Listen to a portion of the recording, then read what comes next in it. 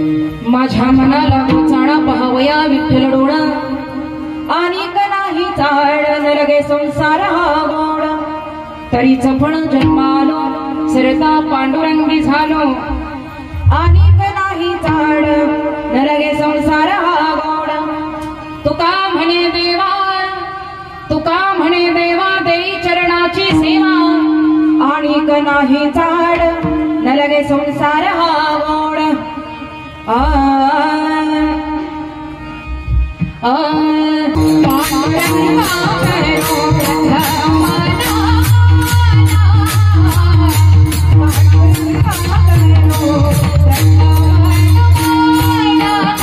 महायोग पीठेत ते भीमरथ्या वरम पुंडरीकाय दातुं मुनीन्द्रैः समागत्य तिष्ठन्तम् आनन्दकन्दं परब्रह्मलिङ्गं भजे पाण्डुरङ्गम् ओम नमो ज्याध्या वेद प्रतिपाध्या जय जय सुसंवेद्या आत्मरूपा देवा तुझे गणेशो सकल अर्थमती प्रकाशो म्हणे निवृत्ती दासो अवधारी जोजी सेवे लागी सेवक झालो तुमच्या लागलो निज चरण अहो स्वामी तुकया देवा यावरी न करावा भेर विठला विठला विठला आणि श्री संत माझे तुकोबराया यांचा 4 चरणांचा सुंदर असा भंग आहे विठला विठला विठला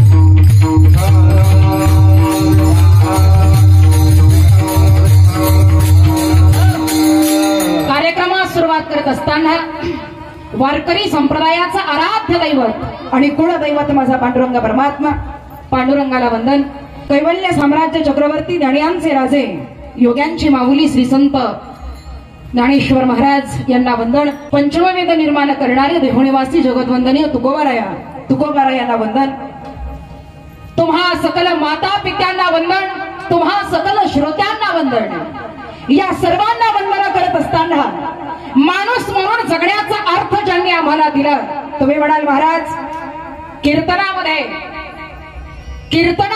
संत आणि देव आल्यानंतर एखाद्या माणसाला बोलावण्याची गरज काय ऐका कीर्तनामध्ये संत आणि देव आल्यानंतर एखाद्या माणसाला बोलावण्याची गरज काय असं कदाचित वाटत असेल तर मी एक सांगेन इथं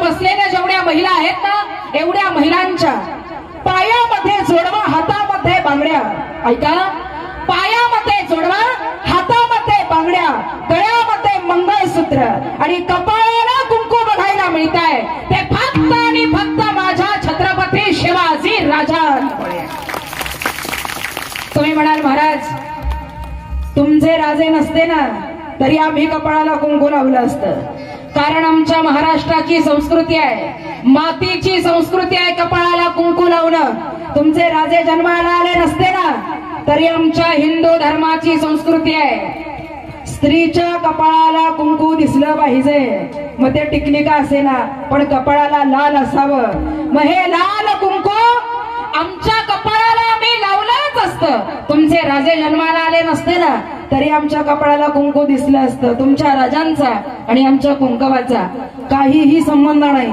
असं तुम्हाला वाटत असेल तर मी एक सांगेन तुम्ही कुंकू लावलं असतं तुमच्या कपाळाला तुम्ही कुंकू लावलं असतं पण माझे राजे जन्माला आले नसते ना तर काशी की कला जाती थी ऐका अरे काशी की कला जाती थी मथुरा में मस्जिद बनते थे अगर एक शिवाजी राजा ना होता तो सबकी सुन्नत होती थे सबके सुन्नत होती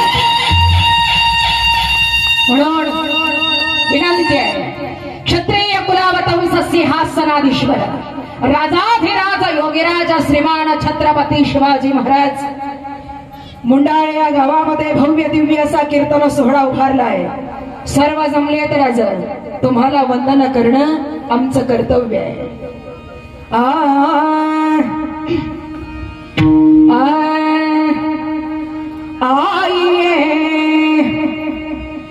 आइए महाराज विराजिए आइए महाराज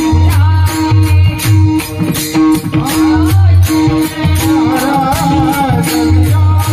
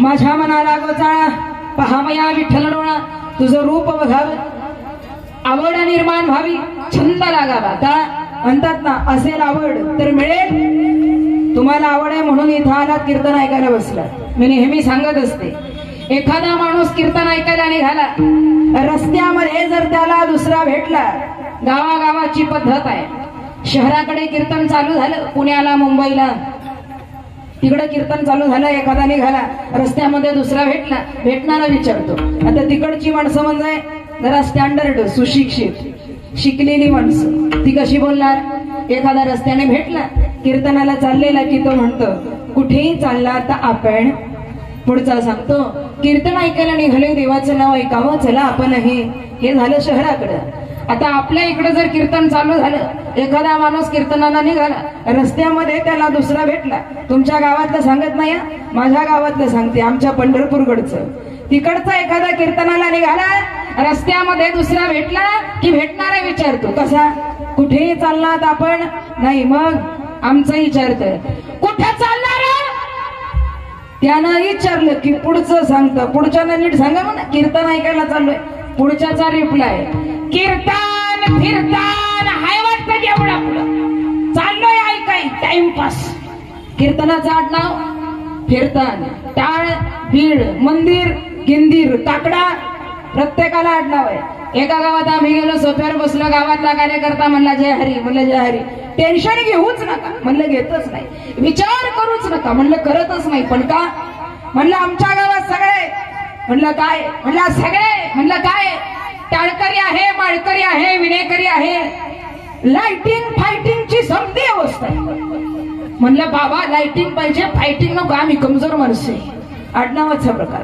बळजबरीने कीर्तनात येऊन बसला इकडे कीर्तन चालू याच्या डोक्यात विचार चालू आलोय खरं बसलोय खरं घराला कुलूप लावलंय खरं पण कुलपाला झटका देऊन काही बघितला बसतो कीर्तनात आणि झटकी कुठे देतो आता कुलपाला झटके देऊ देऊ जर याला खराच झटका आला आणि कीर्तनात जर का हे वर गेलं तर मग आमच्या गावातले भाविक लोक म्हणतात का समजा हे कीर्तनात मेलं तर मग आमच्या गावातले म्हणतात वा काय भाग्यवान आहे कीर्तनात मोक्ष मिळाला मला खरं सांगा हे कीर्तन ऐकून मेलं का ते मेलं कुलपाला झटके देऊ देऊ पण ते मेलं कुठं ते इथं येऊन मेलं म्हणून आयता मोक्ष प्राप्त झाला एवढं महत्व या कीर्तनाच्या जागेच आहे विठाला विठाला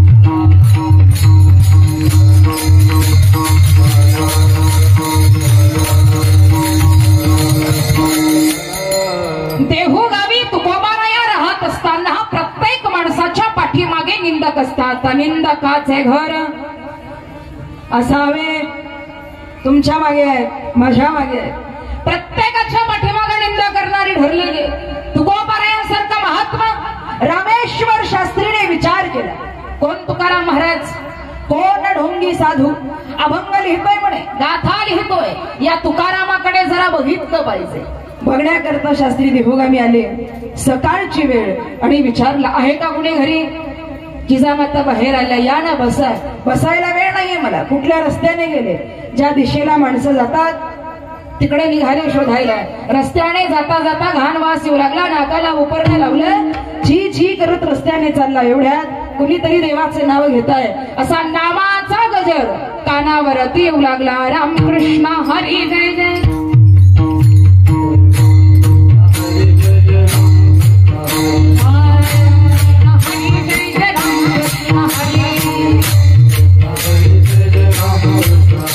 हरे राम कृष्ण हरे राम कृष्ण हरे हरे राम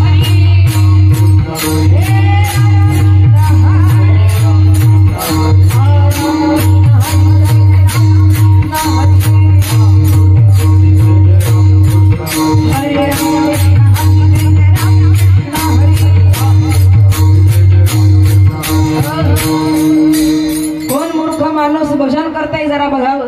बघण्याकरता शास्त्री थांबले. समोरून तुकोबारा येतात. विचारलं कोण हो तुम्ही. या देहाला तुकाराम असं म्हणतात. वा वा. लोकांसंगे ब्रह्मज्ञान आणि आपण अरे जगाला ज्ञान सांगतात आणि एवढ्या घाणीमध्ये भजन करतात. तुकाराम महाराज तुम्हाला पटतं का. तुकोबारा म्हणतात तुझं बरोबर आहे पण काय करू माझी जीभ आवरत नाही. माझी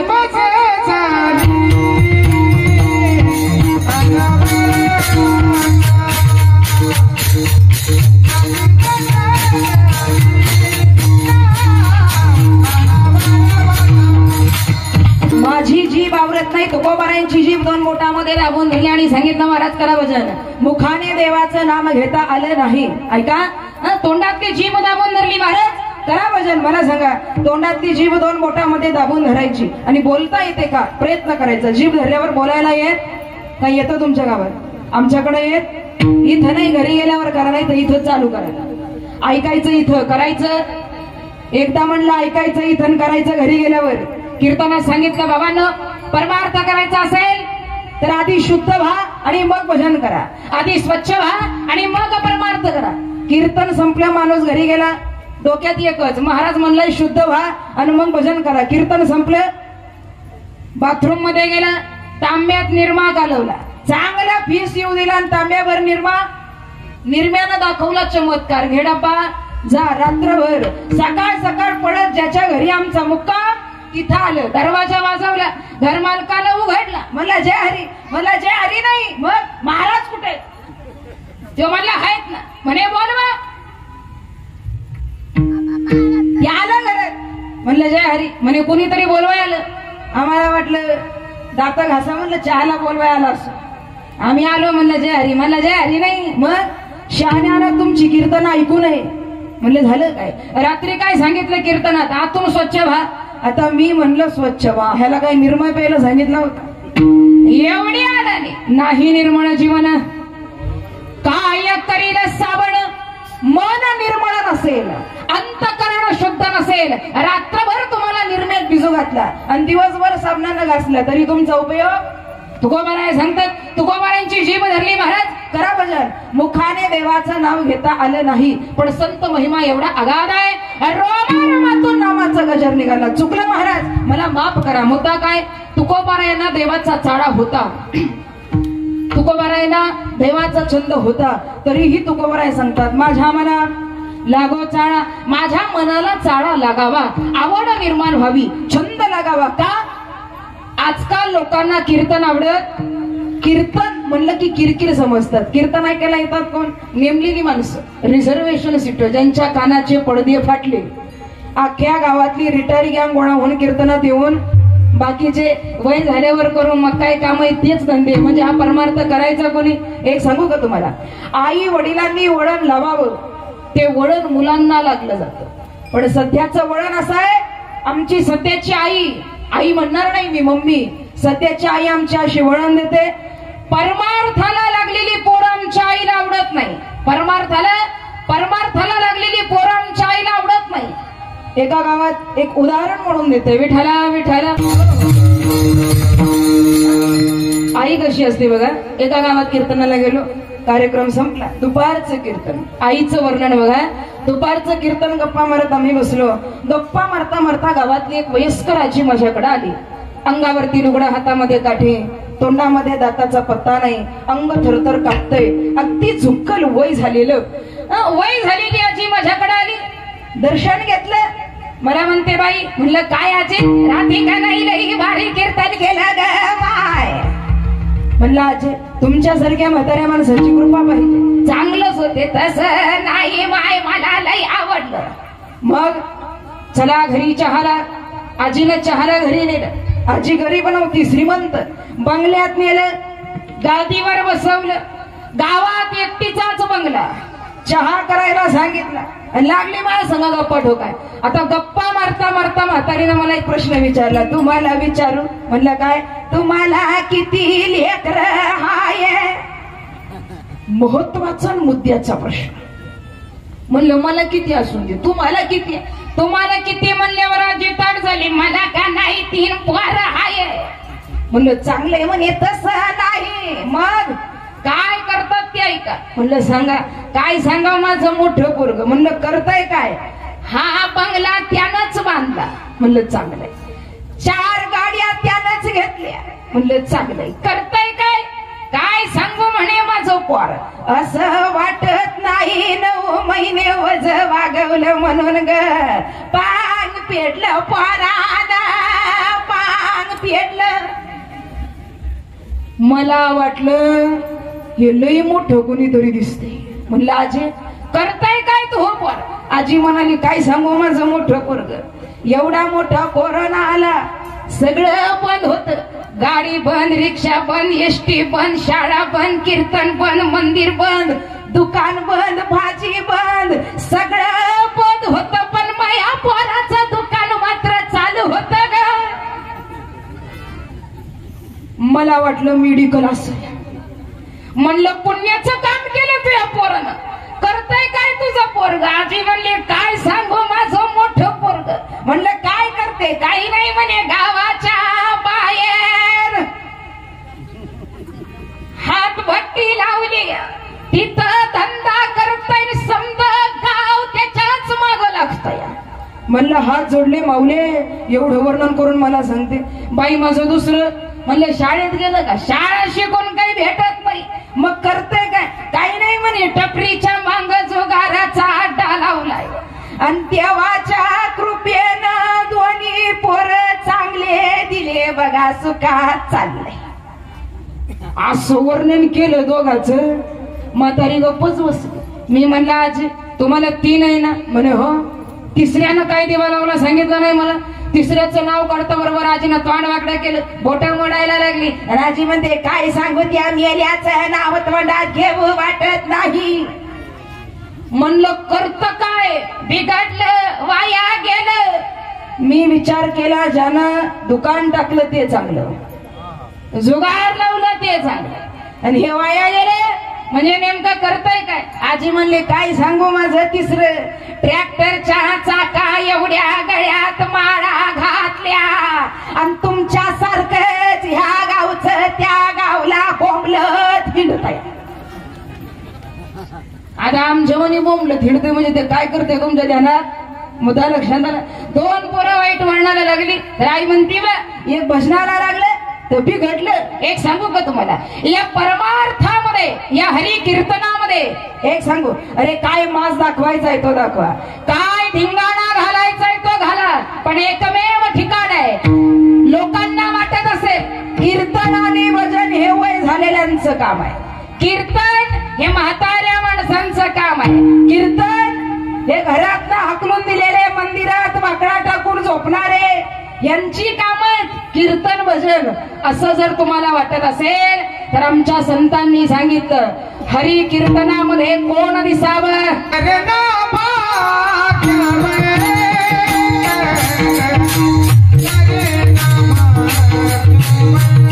नटे हरी कीर्तनात महाराज सांगतात तुकोबारायांनी वर्णन केले बाबा रे माझ्या मनाला चाळा लागावा आवड निर्माण व्हावी तुकोबारायांची जीभ मुखामध्ये धरावी तरी नामस्मरण रोमारोमातून नामाचा गजर निघाला संतांचा महिमा कोण जाणे सीमा शिनला हा ब्रह्मा बोलवेना रोमारोमातून नामाचा गजर निघावा माझ्या मौलीने सांगावं जे म्हणेची नाही ते वाचेसी येईल काही काय बिजेवी न भुई अंकुर असे बी पेरलंच नाही तर अंकुर येणार नाही मनामध्ये भगवंताविषयीची आवड नसेल मुखातून देवाचं नाव येणारच नाही भावे गावे गीता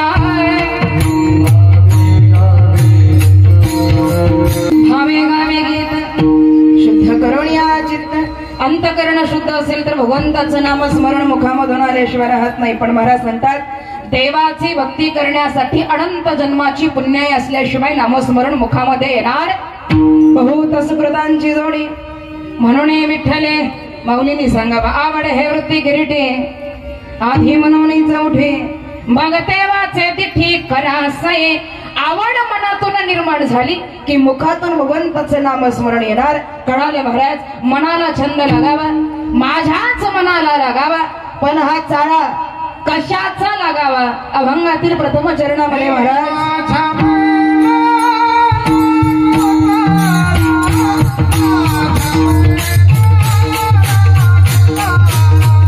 पहावया विठ्ठल डोळा तुझं रूप डोळ्यांनी बघावं का बघावं माझा भगवान परमात्मा इथं का सुंदर आहे किती सुंदर आहे मुखमंडित रेणू चरित धेनु मधुरम मुख सुंदरम इतका देखणा भगवान परमात्मा देवाचं मुख कमल बघा सदय धवल हासम विठ्ठलम चिंतयामी ज्याच्या मुखावरती सतत हास्य आहे तो देव आहे म्हणून देवाचं तोंड बघा आमची तोंड बघायला का सांगितली नाही त्याचंही कारण आहे काही लोकांच्या तोंडावर 24 तास 12 वाजलेले नाकावरची माशी हालत तुकोबाराय म्हणतात असली तोंड बघण्यापेक्षा भगवंताचं मुखकमल बघा का देवाच्या मुखाचं वर्णन महाराजांनी सांगितलं तुझे निढळे नलाची बायको दमयंती इतकी सुंदर होती तिच्या सौंदर्याची जगामध्ये ख्याती असं म्हणतात दमयंतीला निर्माण करत असताना ब्रह्मदेवाने चंद्राचा थोडासा अंश घेतला आणि तिला निर्माण केलं म्हणून ती इतकी सुंदर आहे विचार करा चंद्राचा अंश घेऊन निर्माण झालेली स्त्री जर एवढी सुंदर असू शकते तर माझ्या पांडुरंगाच्या मुखकमलावर अंश नाही एक चंद्र नाही तर कोटी चंद्र आहे तो देव किती देखणा असेल तुझे निढळी कोटी चंद्र प्रकाशे कमल नयन हास्य वदन हासे महाराज सांगतात इतकं सुंदर देवाचं रूप आहे म्हणून तुकोबाराय वर्णन करतात पहावया विठ्ठल डोळा तुझं रूप डोळ्यांनी बघावं देवाचं वेड लागावं किती लागावं भगवंताचा चाळा लागावा किती लागावं मर्यादा नाही आहे मीराबाईने विष पिलं पण भगवंताचं नामस्मरण सोडलं नाही एवढा चाळा मीराला लागला होता पग घुंगरू बांध मीरा पग घुंगरू बांध मीरा नाची रे पग घुंगरू बांध मीरा विष पाठवले राजा लग्न करायचं नवरा करायचा दुसरा नाही बाप कहे माझ्या घराला कलंक लागणारी केलेली बरी मीराबाईंना विष पण विष पिताना म्हणावं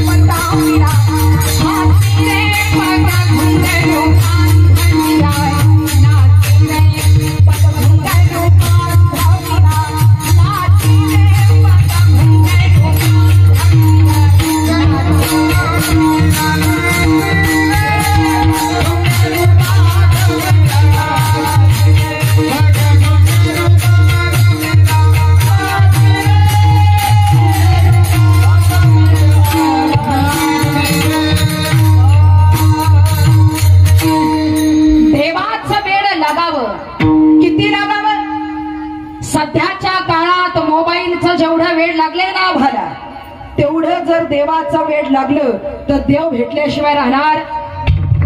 तेवढा वेळ मोबाईल वापरू नका या मताची मी नाही. मी म्हणत नाही मोबाईल वापरू नका, पण त्याच्यामध्ये जेवढं चांगलंय तेवढंच घ्यायचं किती न सोडायचं किती हे आम्हाला समजलं पाहिजे. मोबाईलचा वापर कसा आहे माहितीये का महाराज? एकानं मोबाईल घेतला, ऐका, 12वीचं कार्ड मोबाईल घेतला, बापानं सांगितलं 5 झाला तर मोबाईल तुला भेटणार.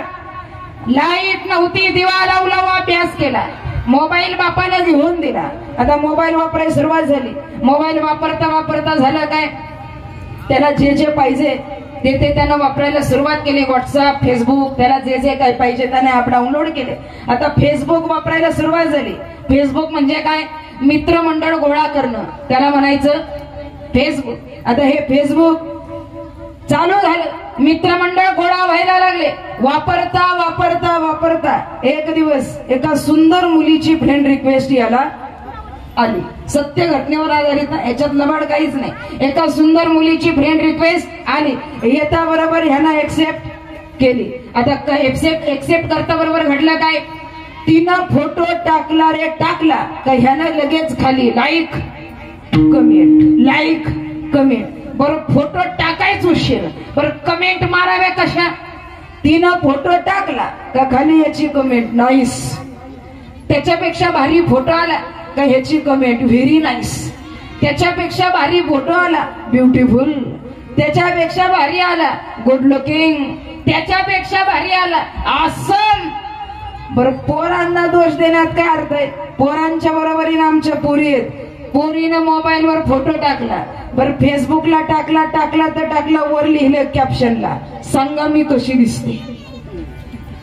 आता तिनं टाकले आमची पोरं तयारच. तिनं फोटो टाकला की आमची पोरं वा लई भारी, नंबर 1, सुपर, क्या बात है, कडक, चालूच आमचे. आता पोरीनं संध्याकाळी मोबाईल घेतला, आपल्या फोटो खाली काय काय आलंय जरा बघावं. संध्याकाळी मोबाईल घेतला, बघायला सुरुवात केली, बाबा 1000 लाईक, 500 कमेंट. पोरीनं विचार केला, प्रत्येकाला रिप्लाय द्यायला सुरुवात केली. प्रत्येकाला thank you, thanks, thank you, thanks, thank you. प्रत्येकाला रिप्लाय देता देता देता एवढी फुगली. एका बहादरानं खाली लिहिलं होतं हडळ दिसते हडळ. एकानं लिहिलं भुतणी पावडर किती झाली बघ. एक म्हणला 10,000चा मोबाईल बापानं घेऊन दिला, 5 रुपयाचा आरसा नाही का त्याच्या जाऊन तोंड बघ. हे चाललं 15 दिवस. ऐका, मोबाईल वापरते ना, हे चाललं 15 दिवस. आता 15 दिवस चाललं, यानं तिकडे मेसेज पाठवला, तुझा नंबर मिळेल का? तिनं नंबर पाठवला. तिने विचार केला, चांगल्या घरातलं दिसतंय, आतापर्यंत काही वाईट बोललेलं नाही, नंबर द्यायला काय हरकत आहे. तिनं नंबर दिला. आता व्हॉट्सअप बाजूला, फेसबुक बाजूला पडलं आणि बोलायला सुरुवात झाली. रातभर दिवसभर, रातभर दिवसभर. आता बोलाव तरी काय, जेवलीस का, पाणी पिलीस का, गेलीस का, आलीस का, बोलाव काय. रातभर. रात्री 2 वाजता आई उठली, पाणी लेकराला नेऊन द्यावं, माझा करता अभ्यास करते, हे पुस्तक धरून पुस्तकाच्या आत मोबाईल. आता हिला काय माहिती हिचा सोन्या काय करतोय. रातभर दिवसभर. आता हे चाललं 15 दिवस. 15 दिवस गेले. 15 दिवस गेल्यानंतर जे व्हायचं ते झालं आणि यांनी ठरवलं आई वडिलांची लग्नाला परवानगी नाही. मग आता काय करायचं? काही नाही म्हणे, एकच उपाय. कोणता? सैराट, झिंगाट, सुसाट, एकच उपाय. ठरलं उद्या 12 वाजता मी लोकेशन पाठवतो, त्या लोकेशनवर हजर हो. आता पोरगी होती कडक घरातली. तिनं सांगितलं अभ्यास करण्यापुरता माझ्याकडे मोबाईल असतो, इतर वेळेला मला मोबाईल मिळत नाही, तेवढ्या वेळामध्ये मी तुझ्यासोबत बोलते. तो म्हणला काही हरकत नाही, लग्न झाल्यानंतर आपण दोघं एकत्रच राहणार आहे. लग्नाची तारीख ठरली, दिवस ठरला, लोकेशन ठरलं. उद्या 12 वाजता लग्नाचा मुहूर्त आहे, लोकेशनवर हजर हो. दुसरा दिवस उजाडला, 12 वाजायला लागले. पोरगी लग्न मंडपात हजर झाली. 10-15 मित्रमंडळ. लग्न लागलं, नवरी आली, उभा राहिली, अक्षदा टाकल्या, शुभमंगलम सावधान. लग्न लागलं, जोडवं घातलं, मंगळसूत्र घातलं, आयुष्याचे जोडीदार झाले. जेवायला बसली पंगत, मध्यभागी नवरदेव, बाजूला मित्रमंडळ. नवरी मुलगी जेवण वाढायला आली, हातात भाजीचं भांड आणि भाजी वाढणार. एवढ्यात नवरदेवाला मित्राला राहुला नाही. मित्र म्हणला, वहिनी वहिनी कसा वाटला आमचा नवरदेव, कसा वाटला नवरदेव विचारता बरोबर वहिनीला भावना आवरल्या नाही. वहिनीनं भाजीचं भांड खाली ठेवलं, त्याच्याकडे बघितलं आणि त्याच्याकडे बघून म्हणते,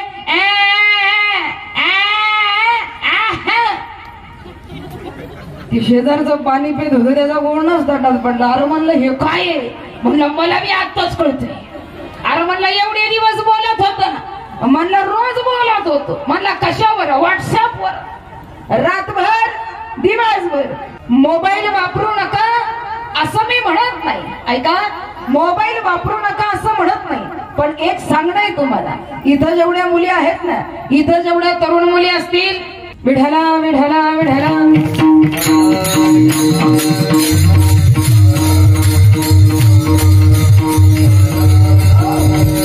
तुकोबाराया वर्णन करतात. पहावया विठ्ठल डोळा, तुझं रूप डोळ्यांनी बघावं, अंतकरणातून चाळा लागावा. चाळा लावी याला गोप गोपीनाथे. गोपिकांना कृष्ण अवतारामध्ये जसा चाळा लागला होता ना, तसा चाळा माझ्या मनाला लागावा. तुकोबाराया वर्णन करतात. प्रपंच नाही का तुम्हाला, संसार नाही का तुम्हाला? तुकोबाराया सांगतात, मला प्रपंचही आहे, संसारही आहे. प्रपंच आहे, संसार आहे, पण तुझ्या रूपापुढे, तुझ्या नामापुढे आम्हाला प्रपंच आवडत नाही. प्रपंचाची गोडी आम्हाला नाही, हा संसार आम्हाला आवडत नाही. अभंगातील दुसऱ्या चरणात महाराज,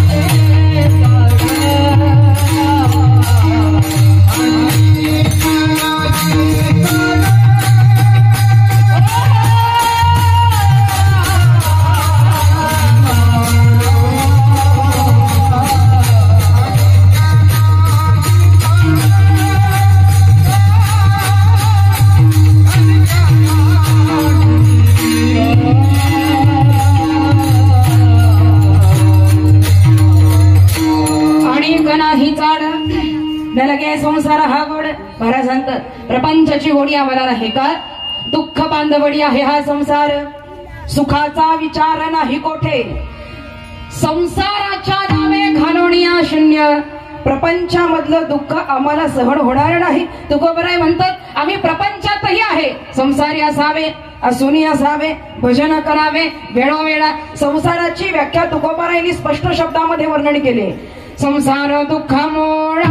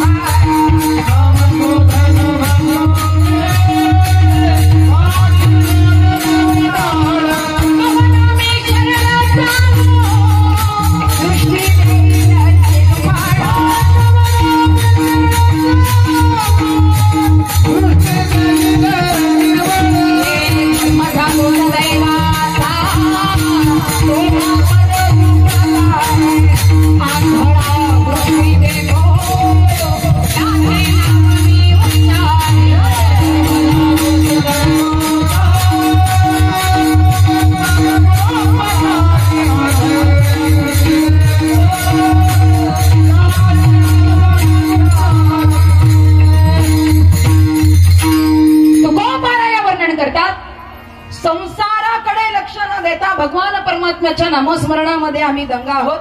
दुःख बांधवडी आहे हा संसार, सुखाचा विचार नाही कोठे. संसाराच्या नावे घालून या शून्य, संसाराकडे आम्ही लक्ष देत नाही. तुकोबाराय वर्णन करतात. हा प्रपंच करत असताना तुकोबारायांना सांगितलं दुःख येत असेल. पुराणातलं एक वर्णन आम्हाला बघायला मिळतं. कुंती मातेला कृष्णाने विचारलं काय हवं आहे तुला? कुंतीने सांगितलं देवा मला द्यायचं असेल ना, मला संपत्ती नको, धन नको, सुख नको. भगवंताने विचारलं तुला काय हवंय? सगळं जग सुखाच्या पाठीमागे लागलंय, सगळं जग संपत्तीच्या पाठीमागे लागलंय. कुणालाही जरी विचारलं काय पाहिजे, प्रत्येक जण म्हणतो आम्हाला धन पाहिजे. मग धन पाहिजे म्हणत असताना तुला काय हवंय? कुंतीनं सांगितलं देवा मला द्यायचं असेल तर एक दे, मला द्यायचं असेल तर फक्त दुःख दे. दुःख दे कुंतीनं मागितलं. कृष्णाने विचारलं दुःख का मागतेस? कुंतीनं सांगितलं दुःख मागण्याचं कारण एकमेव आहे, सुखामध्ये तुझं नाव आम्हाला आठवत नाही, दुःखामध्ये तुझ्या नामस्मरणाचा पाडा दिवसभर आम्ही ओरडत राहतो, म्हणून आम्हाला दुःखाची गरज आहे. तुला आठवायचं असेल, तुझं नामस्मरण घ्यायचं असेल, तुझी भक्ती करायची असेल तर फक्त आणि फक्त आम्हाला दुःख हवं. महाराज सांगतात या संसारामध्ये माझं मन रमत नाही. वारकरी संप्रदायाच्या नियमाप्रमाणे सर्वांनी अंतकरणातून हाताने टाळी, मुखाने भगवंताचं गोड असं हरिनाम सर्वांनी अंतकरणातून भजन करायचं आहे. टाळी. यशाम श्रीमद यशोदा सूत पद कमले भक्ती नास्तीर्न राणाम तेषाम अभिर कन्या प्रेवण कथने नानु रक्ता रसद्या तेषाम श्रीकृष्ण लीला ललित रस कथा सादरो नैव कर्णव धिकतान धिकतान धिगेतान कथयती सततम कीर्तनस्ता मृदंग. चाणक्यांनी सुभाषितामध्ये सुंदर असं वर्णन केलंय.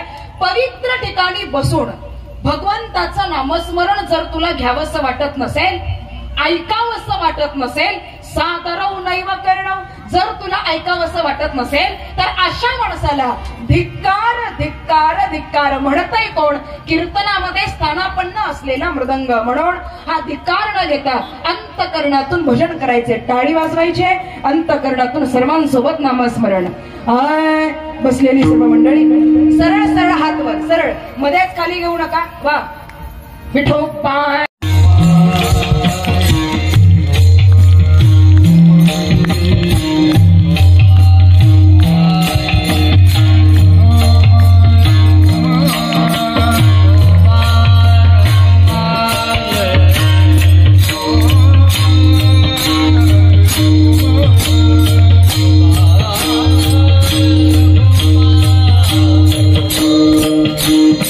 हार घालण्यासाठी